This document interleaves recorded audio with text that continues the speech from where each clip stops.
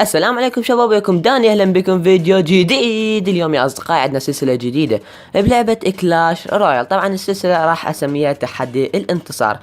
تعرفون كل زين يا اصدقائي انه ضافوا بالتحديث الجديد ويا البطولة فشي اسمه فيكتوري تشالنج، يعني بالعربي تحدي الانتصار. فراح اسوي له سلسلة بكلاش رويال.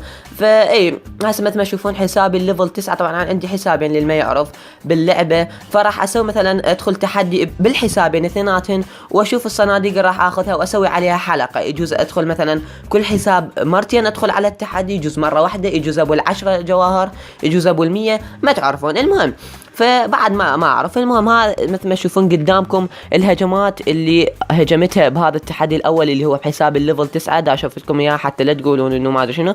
المهم ومثل ما تشوفون الهجمات يعني فوز بخسارة لا بس يعتبر من أول التحديات اللي أدخلها. ومثل ما تشوفون قدامكم هذا التحدي فايز 6 مرات وخسران 3 مرات، وفايز 590 فلوس و23 بطاقة.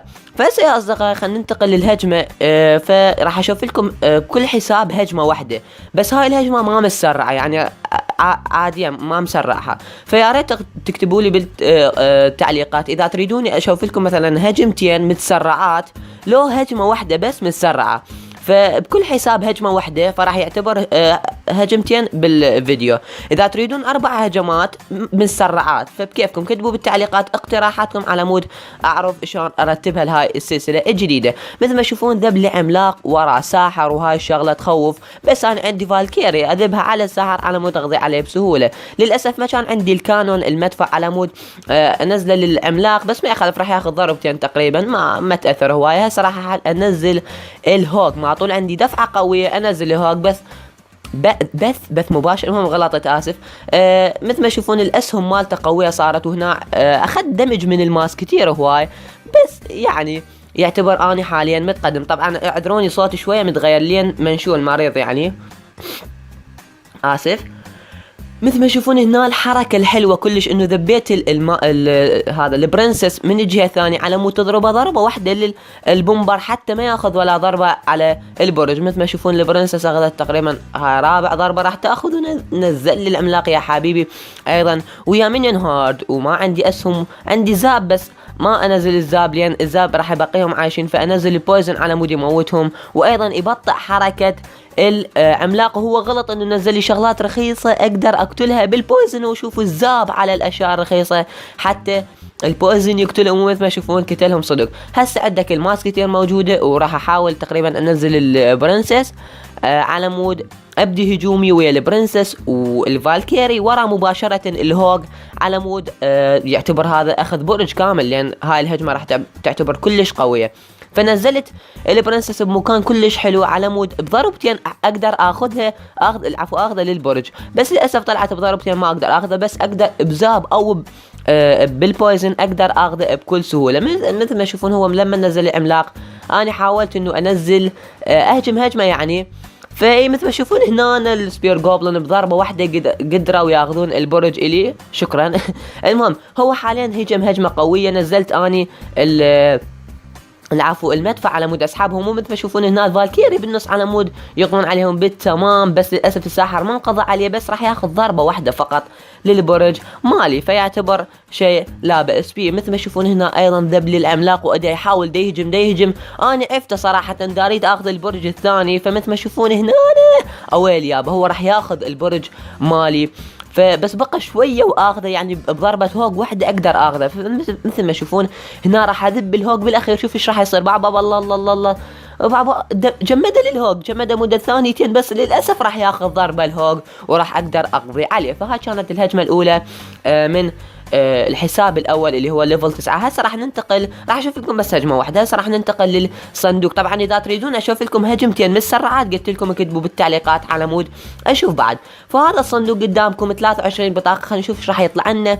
اوكي فلوس حلوه، نص الف كلش حلوه، وايضا 2 تومبستون، 2 بطاقه رير ايضا لا باس بها تومبستون، 20 فاير سبيريت. وخلينا نشوف البطاقه الاخيره. اوه بويزن يا ولد، بويزن طلع عنا بطاقة إبك. الله، هذا بويزن أريده كلش أريده، كلش أحب البويزن على متطورة ليفل 4، فشي كلش خرافي. هسه خلينا ننتقل للحساب الثاني اللي هو ليفل 8. طبعا هو كان ليفل 7، سويته ليفل 8. طبعا بالملاحظة يعني هاي الاستراتيجية اللي استخدمتها بالليفل 8، وطبعا ما فزت يعني هواية، بس ما يخالف، يعتبر هذا اول التحديات ذا لعبة بالنسبة للتحديث الجديد. ان شاء الله بالتحديات القادمة احاول اجيب صناديق حلوة. فمثل ما تشوفون الهجمات قدامكم، هاي الهجمات اللي بالدوري، العفو. وهذا ايضا دوري فايز، بس مرتين ربحت 240 فلوس وب5 بطاقات. ادري بس مرتين عادية يعني هي، بس ما يخالف. فاي طبعا ملاحظة، ترى التصوير ما راح يظل هيجي. طبعا راح يكون بالفيديوهات القادمة مباشرة، يعني راح اصور مباشر وراح افتح الصناديق ايضا مباشر، بس لان هذا الفيديو اجى غريب شوية فقررت هيجي اصوره. بس صدقوني بالفيديوهات الجاية لا، راح اصور تصوير عادي كاي فيديو اصوره بالقناة، فقط هذا الفيديو اجى مختلف، ما اعرف ليش. المهم ذب لي الهوج، ذبيت الان الميني بيكا عندي فتشي كلش رهيب، فتشي خرافي، يعني تقدر تدافع بيها وتقدر تهجم بيها. ذبيت البويزن على الساحرة، ليش؟ لان اريد الميني بيكا مالتي تضرب الساحرة على مود انهي من عندها، بس للاسف هو حافظ على الساحرة مالته وذب لي الفالكيري، والفالكيري ما تموت شوية صعبة، بس ما يخاف، انا هم عندي فالكيري فذبيت الفالكيري على مود اقضي على الساحرة مالته اللي تضوج وراها مباشرة. ذبيت الهوج على مود ابدي هجمة، هو ذب للاسف الساحر يضرب سبلاش دمج، يعني يقضي على الهوج ويقضي ايضا على الفالكيري. فكانت ما ذبيت له شيء، انا لا ما ذبيت زاب، لين دريت انه بطاقاتي راح تنتهي. ذبيت المدفع على مود اتخلص من الهوج. ذبيت الميني بيكا على مود الضربة واحدة تنتهي من الساحر، تقضي عليه مباشرة. مثل ما تشوفون هو ما عنده حاليا بطاقة ينزلها، بس للأسف أخذ البيكا ضربة واحدة فقط. ليش؟ لأن هو نزل الفالكيري قبال البيكا، فراح يغير اتجاهه فيخلي البيكا مالتي تضرب الفالكير، بس على الأقل أخذ الضربة فاستفاديت. وذبيت الزاب على مود الفاير سبيريت ما يقتلون الماسكتير مالتي حتى اخليها تظل عايشه. مثل ما تشوفون هو نزل لي الساحره بمكان متاخر، مما يخلي الماسكتير مالتي تاخذ دمج هوايه من على يعني تدمج البرج هوايه. مثل ما تشوفون حاليا دا اتقرب من اخذ البرج، يعني انا دريت بانه هو راح ينزل الهوج بمكان غبي تقريبا، مكان مو صحيح، فدريت بي راح ينزله عبر الجسر العفو، فدبيته من مكان متاخر المدفع على مود شنو البرجين مالاتي يضربوه للهوج على مود ينتهي بساعه. فهو حاليا نزل لي الرويال جاينت واني ما ادري بيه ذبيت له شويه بيتش يعني. المهم ما دريت بانه هو راح يذب لي الرويال جاينت، ما اصلا ما دريت بالبطاقه هاي، بس ما يخالف، انا قررت انه اهجم هجمه معاكسه على مود ما اخليه يبني هجمه كلش قويه. وذبيت الزاب على مود احاول اخفف من سرعه الرويال جاينت، وايضا العفو البويزن، وايضا اخفف من القوه مال الساحر. فمثل ما تشوفون اخذ ضربه واحده فقط الرويال جاينت. هنا الهوج راح ياخذ دمج هوايه، بس مو هوايه يعني في مره. المهم ذب الرويال جاينت مره ثانيه، قررت انه انزل له الجوبلن والمدفع، بس المدفع ما راح يفيد، بس على الاقل يدمجه. فمثل ما تشوفون هنا ذب على اليسار ذبيت الزاب لان ياخذون الدمج، يعني شنو السالفه. في هنا طبعا بويزن واحد راح اقدر اقضي على البرج ماله، ما يحتاج انزل له اي شيء، وراح اقول له جود جيم، انتهى الموضوع. فاي مثل ما تشوفون ففزت. طبعا يعني كانت هجمه حلوه، طبعا انا دا اشوف لكم الهجمات الحلوه اللي يعني حلوه حماسيه مثلا جيد لا بأس بيها. فهسه خلينا ننتقل للصندوق اللي هو يعتبر صندوق مو كلش قوي، بس ما يخالف، اهم شيء المشاركه.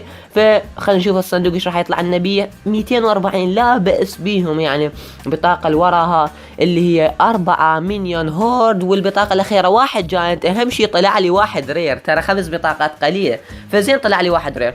المهم يا اصدقائي هنا وصلنا نهايه الفيديو، اتمنى تكون هاي السلسله جديده تعجبكم. طبعا صدقوني بالفيديوهات الجايه راح احاول اجيب صناديق احسن، صدقوني.